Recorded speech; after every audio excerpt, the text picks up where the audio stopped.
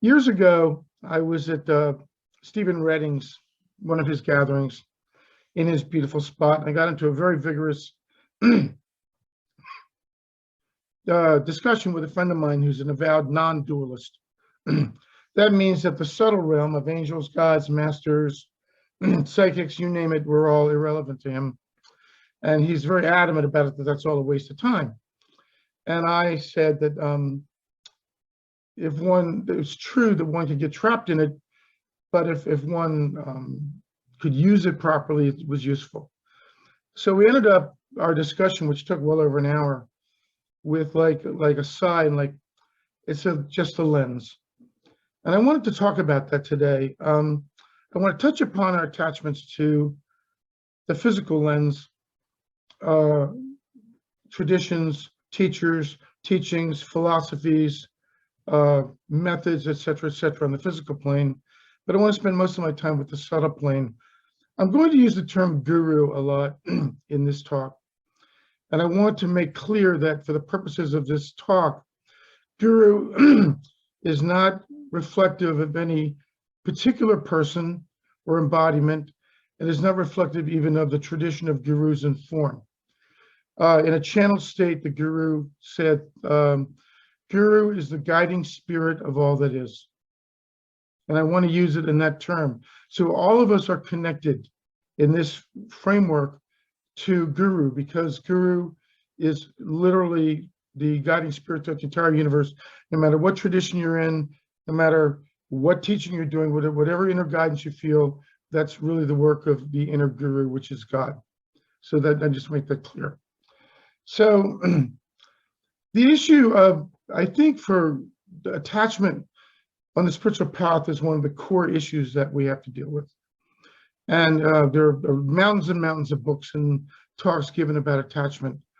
A lot of it comes down to the issue of, and Satguru, a teacher from India, made a very good point, that the issue of identity, which I think is very synchronistic with what Melody read, that the issue of identity is the core problem for humanity. And it shows up in so many different ways. For me, it's very difficult early on in the path, if one is involved with something very powerful, not to get very, very attached to it. For me, my guru, this is his picture. You can see this. When he was older, was an overpowering experience. And it took me many years to release my attachment to him in the same way that Guru Mai has secluded herself off from her followers and said, hey, I gave you all you need. Don't get hung up in this form. There were three major pieces that allowed me to start to relinquish form from Guru, which was God's own decision. I went to India in 1985. And as it turned out, what I thought I wanted was not what I needed. And like an exquisite movie that was incredibly scripted, it turned out that the whole thing, looking back for 2 weeks, was to help me release my attachment to Guru's form. That's when it really began. But I really began to understand that Guru was not the form, even though he talked about that. Before that, a friend of mine had brought back candies that my guru had blessed. It's called prasad, technically. This technically in Catholicism would be called a second-degree relic. This is something that the master or saint actually literally touched. It would be very sacred. And there were hard candies in it. When I ate one of them, I went into the most incredible state of being enveloped by the sweetest love I could ever imagine. It was really extraordinary. Years later, about 10 years later, I saw Karuna Mai for the first time. And this is her prasad, ash, that she blesses. I took this and had the exact same experience with this that I had with this. And that really opened me up to the idea of what Karuna Mai said is, the sun is one, the rays are many.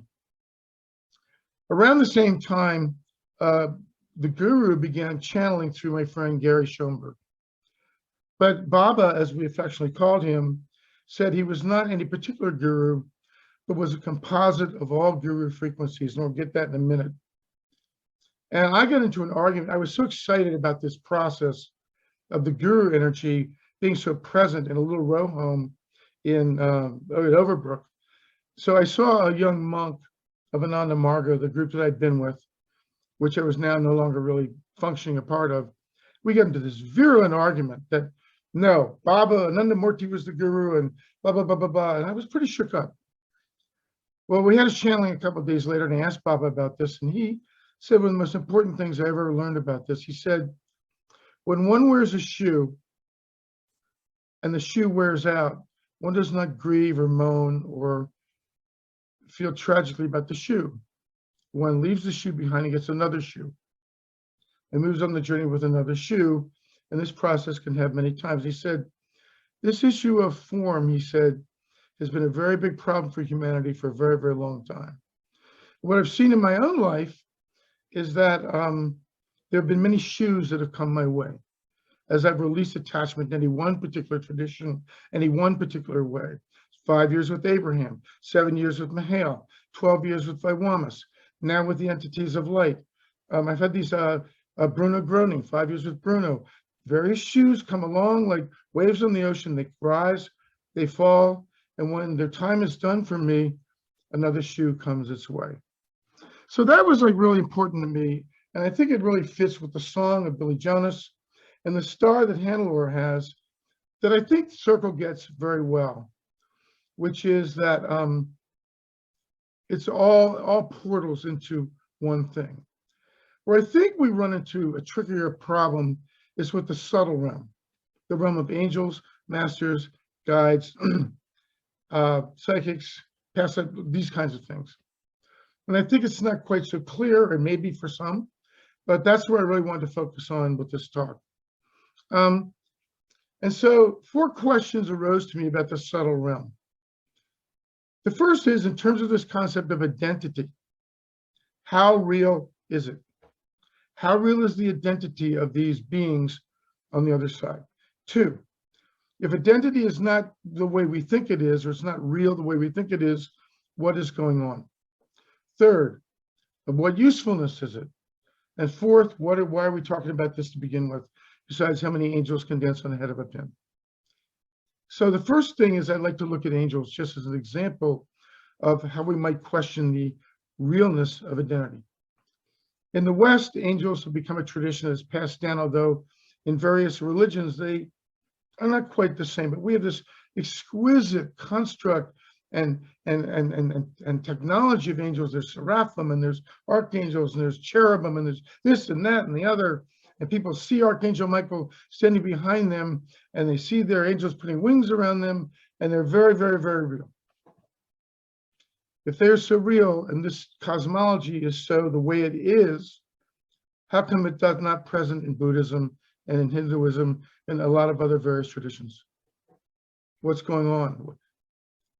And so for me, I came to realize that 2 things. The first is, I think the frequencies are real. That within the body of all that is, which is both the container, the expressor, and beyond all frequencies, that the frequencies of protection, the frequencies of healing, but they show up in different cultures in different ways based on the diversity of the fact that all that is likes to express itself in a million different ways, but also because cultures are different. So in the East, you have devas, you have demigods, you have gods. So from that point of view, we have a construct, but the construct to some degree is an illusion. And then the question becomes, what's going on with that illusion? If the frequencies are real, but they're showing up differently and different. I don't think there's any specific counterpart to the Archangel Michael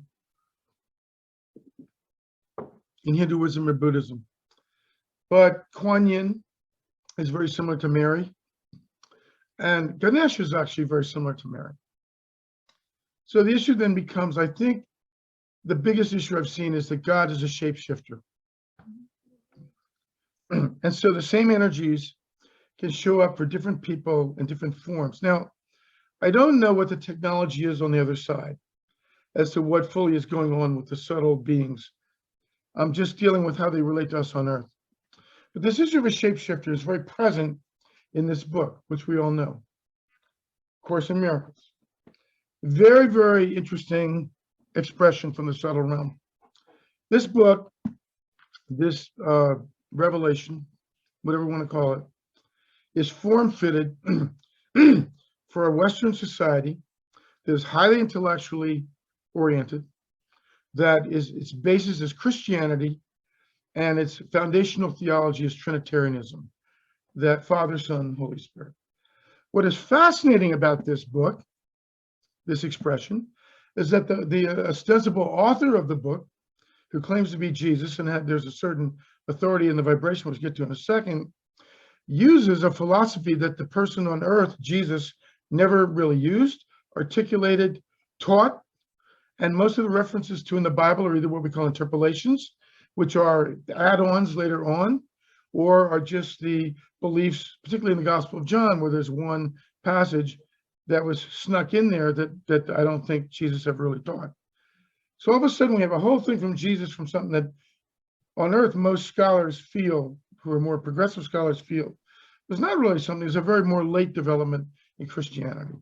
It really wasn't codified until the Council of Nicaea, which was, we're now in May, and it started in May of 323 AD, or Common Era. So we're looking at 1,699 years after the Council of Nicaea pretty much officially codified the Trinity, because there was a fight between the Trinitarians of the West and the Arians of the East, who believed that Jesus was an anointed messenger and not God incarnate, and the Trinitarians won out. So there was a pretty big political and theological battle in which Constantine the Emperor kind of swayed things.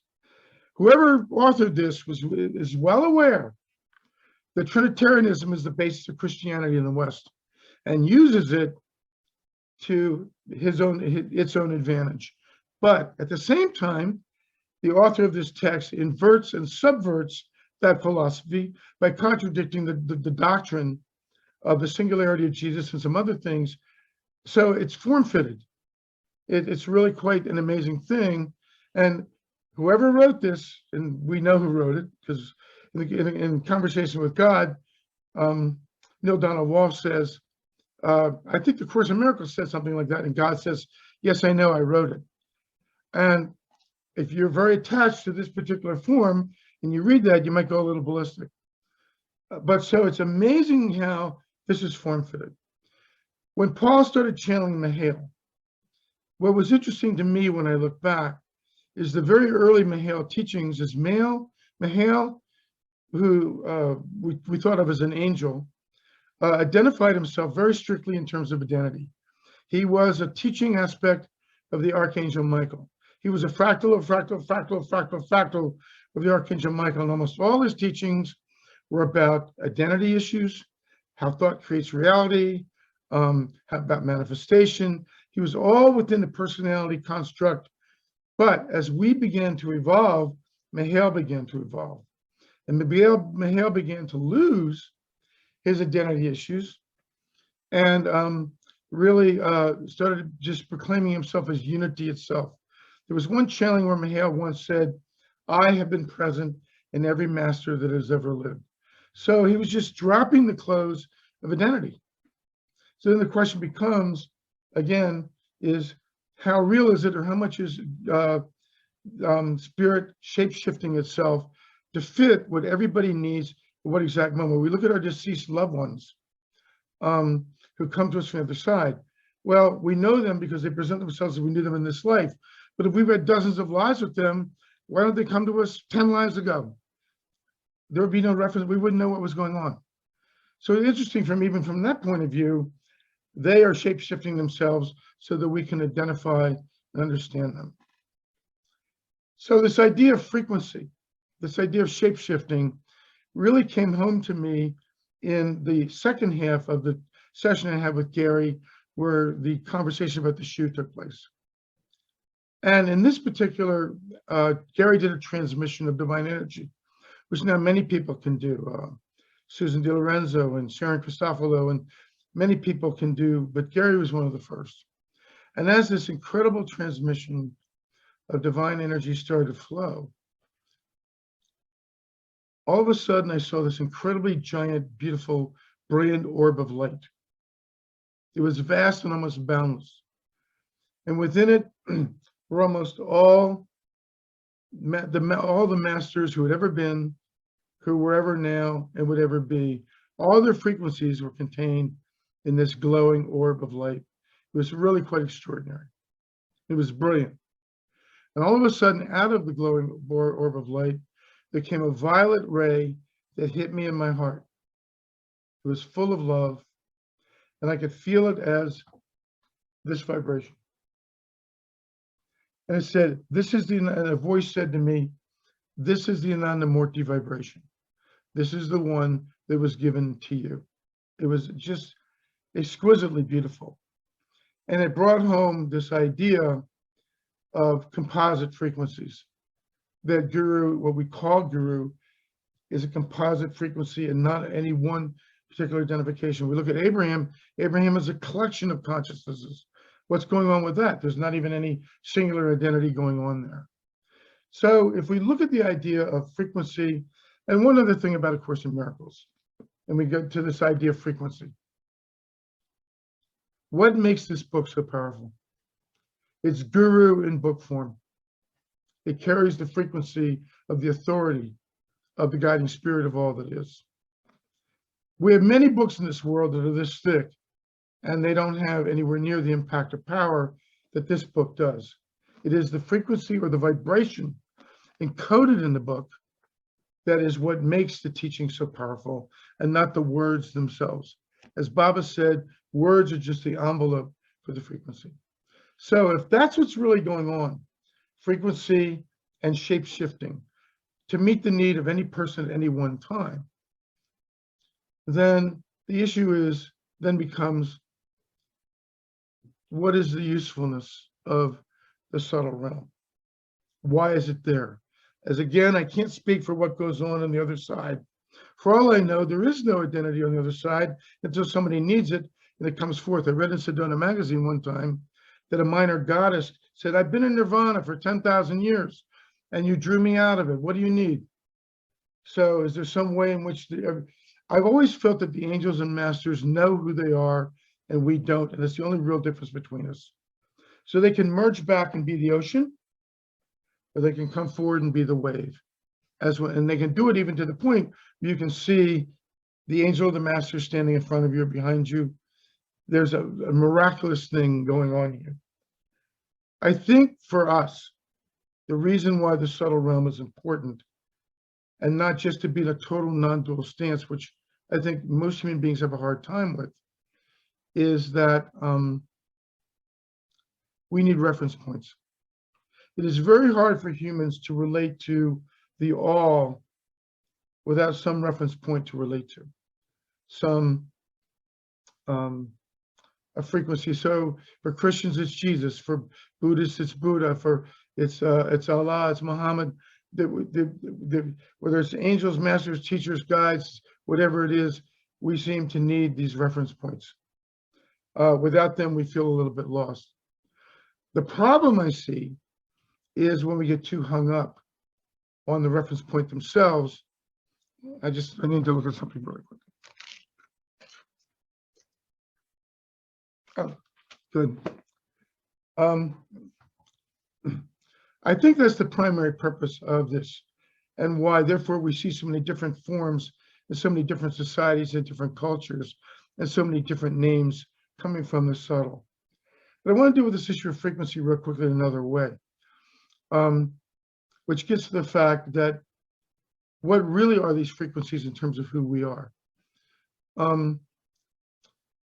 I've seen often that people will say things like, if you pray to your angels, they will immediately come to you, which makes me ask the question is, where they come from? Is there some angel island somewhere, 186,000 miles per second, and they come at the speed of light? I'd like us to think in terms of where we are right now in the room, that right now where we sit, every radio, television, and every broadcast frequency right now, within the range of where we sit, is present with us right now. Radio frequencies don't come to us, but if we have an instrument called a radio or TV or another instrument, and we turn it on, and we tune to a frequency, it's immediately there because the frequency was always ever present. So, in the same way, I've come to understand that the angels, masters, all of this, everything is ever present, overlapping interdimensionally, all at once. Everything is right here. It has never gone anywhere. There's no place for it to go. Locality doesn't exist. So if you have a very small instrument, like an AM radio, you're going to pick up very small frequencies. If you expand and get an FM radio, you're going to widen your frequency band. So basically, spirituality is about tuning in to the frequency that is already present. One of the things I'm seeing with the entities of light as I do the meditations is immediately as I enter the meditation, the love is right there. And I realize it can't go anywhere. And it can't not be love. It's ever present. All I've done is opened up to tune in. You don't need to go through a lot of kind of rigmarole. So then comes to the fourth question, which is, why are we talking about all this? And my thought about it is, as to why I wanted to speak on this, is that if we can begin to understand perhaps a little bit more clearly what might be going on in the subtle realm, we can release our attachment to it and understand that it is just a portal, as some of the earthly portals are.